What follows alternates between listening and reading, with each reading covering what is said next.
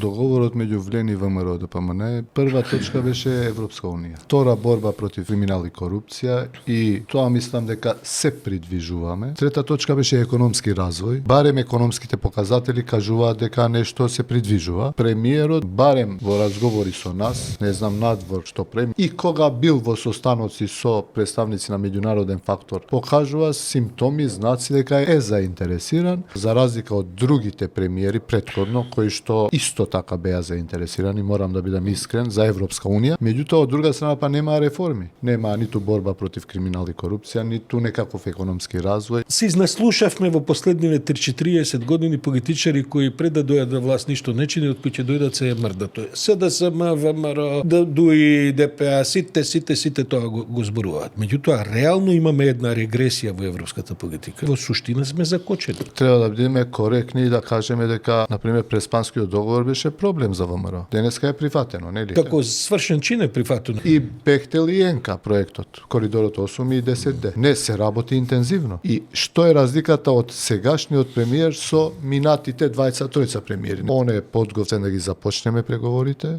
да започнеме со уставни промени, меѓутоа имплементацијата да биде кога ќе бидеме полноправна членка Ги на знаеме уставите Европска што унија. ги кажа.